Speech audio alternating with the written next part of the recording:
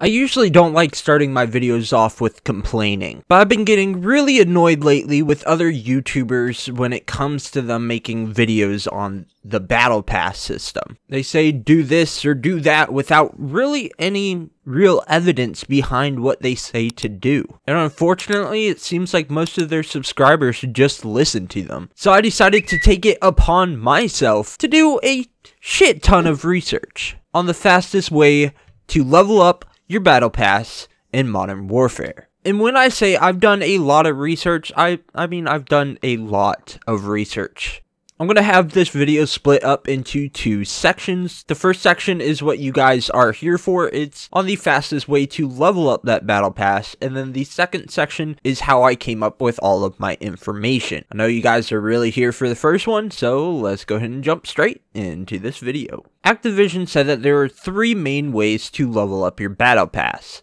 And that has to do with playing the game, earning experience points, and completing challenges. And this all contributes to your Battle Pass, which I fully agree with. I think most of everything contributes in some way or another to how fast you're gonna level up your Battle Pass. Now, through all my research, I found that there are a couple game modes that are just amazing when going for leveling up your Battle Pass. There's some that are so-so, and then some you just stay away from. Your best game modes for leveling up your Battle Pass will be Hardpoint and Domination, while your okay game modes are going to include Ground War and Kill Confirmed. Now, I see a lot of YouTubers saying go into Ground War and this is the best game mode for it, and that's where I get extremely annoyed. I've been annoyed working on this whole project because it's taking me so long, and other people are like, yeah, do this, and they're wrong. Ground War was one of the ones that I didn't know whether to put in just the completely stay away from game modes. And the reason why I say that is because I made a top 15 matches that I had, which of course, again, I'll explain later. And Ground War showed up in that twice. And I only played 3 matches of Ground War. But the reason why I say that is because Ground War takes so long to complete sometimes. It can take twice as long as one of those Domination or Hardpoint game modes. So honestly, I probably would say stray away from that one as well. If you're a big fan of Ground War, then you can, but again, it's not going to level you up nearly as fast as Hardpoint and Domination. Kill Confirmed overall, again, it's an okay game mode. I didn't find many in my top 15 or bottom 15, which basically means that it's somewhere in that mid section. Now, there's quite a few game modes that I would recommend just staying away from in general, and that's going to include Gunfight, TDM, Free-for-all, and S&D. Gunfight for me was the absolute worst way to level your Battle Pass up. It would take me at least 4 to 5 games of Gunfight to reach 1 game of Hardpoint or Domination. So unless you're completing the gunfights in 2 to 3 minutes max, it's just not going to be worth it. TDM was more towards the top of the bottom 15 games that I played, but those usually reach around the same time, maybe a little less than those Hardpoints or Dominations. So again, stay away from it.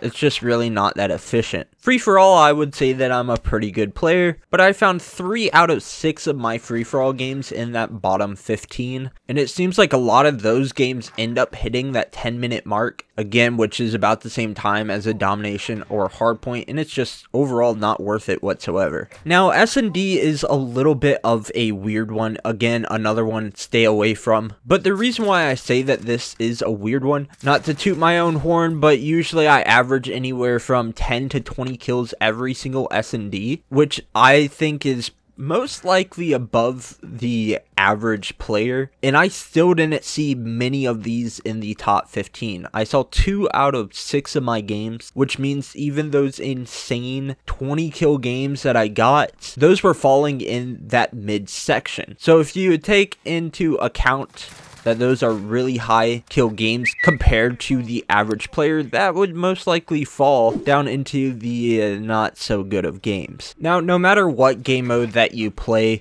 other than TDM for whatever reason, has a fairly equal Battle Pass leveling experience time whatever you want to say. It's fairly equal. I just found with all of my research that domination and hardpoint is just a bit better where it's worth playing those more. I don't know what it is with TDM, but 6 out of 6 of my games that I have recorded in my research were in those bottom 15 out of, what, 45, 50 games. So again, I would just stay away from those. There's really no way that those are worth it just because of the time. I know that that's a lot of talk about game modes. Let me recap that real fast. The best game modes are hardpoint and domination. So-so game modes are that ground war and kill confirmed. And the absolute worst game modes is gunfight, free-for-all, TDM, and search and destroy. Now, I also did some testing when it comes to using double XP, which I will talk about a little bit when I explain everything. But overall, double XP I didn't find affects your battle pass leveling whatsoever. I've seen a couple YouTubers mention use that double XP, but again, I found it doesn't affect anything. No point in using them to try and level up your battle pass. I also found that whether you're winning or losing matches, it really doesn't play as big as effect when leveling up your battle pass. I find that it increases it very, very slightly, but not to the point that you should be worrying if you lose that match. The people that are winning are really not gaining that much more. Now, one thing that they mentioned was the challenges, and I found again that completing challenges didn't really increase anything all that much. It does help ever so slightly, so as long as you don't have to go out of your way to complete those challenges, I would recommend going for them. But again, it's not too big of a difference that it's worth it if you have to go out of your way to complete them. So again, I know that's a lot of talk. I want to go into detail now of how I figured this all out, which was a little harder than I expected it to be, especially because you can't tell by a specific number of how much you're leveling up with your battle pass, or better explain, how much XP you're getting with that battle pass. So to start off, I'm going to show you guys my spreadsheet. I took down a ton of games for each game mode. I color coded it just to help me figure out the sections. I played free-for-all, TDM, domination, gunfight, hardpoint, S&D, kill confirmed, ground war, TDM 10v10, and Dom 10v10. Now, I ended up not putting the 10v10 modes in research because I found that it's honestly no different from the regular TDM or domination TDM. The score was roughly the same for both. I didn't see an increase in the battle pass leveling, so I found that no reason to waste the extra time in something that doesn't play any more of a difference. I wrote down my score, my time, my kills, my KD, and my win-loss. And then for my end research, I also wrote down the battle pass leveling. I recorded every single game. So literally every single game that I recorded, I put it into my hard drive, my external hard drive, so that I can go over each one and see how many challenges I completed, my score, all that stuff that I wrote down. And then with each game, I pulled up, let's say, Domination 7. I would go into where I see how much I level up my battle pass. I would take 2 screenshots, one before my battle pass level increases and then one after my battle pass level increases. I'd put it into Photoshop and make a box to show how much that has increased, and then I compared all of my games that way. Now, I was thinking originally that it might play a difference depending if the higher level battle passes take longer to level up, but I also found that that's not the case. They all take the same amount of experience. I believe more than half of my top 15 games, battle pass leveling up wise, ended up being those higher level battle passes between 20 to 30. So overall, the increase in battle pass level does not affect how fast you're leveling through them. So I also averaged out my score per minute when it comes to my top 15 games for leveling up my battle pass and my worst 15 games when leveling up my battle pass. And I find that it makes probably about a medium impact. It's not super high, but it's not low at all. My top 15 games, I had an average score per minute of 1200,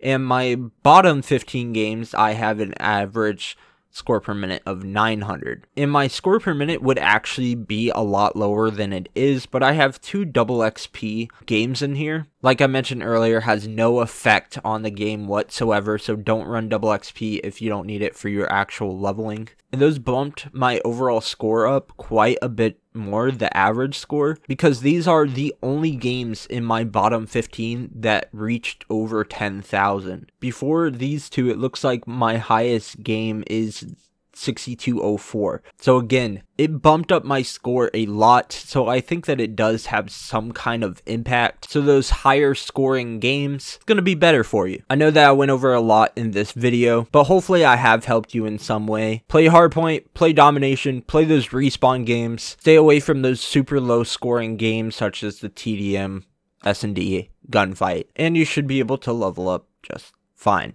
But anyways, that will be the end of my video. Again, I hope that I helped you guys. If you think that I should do something different in my research with whatever the next time is that I do research, let me know and I will change.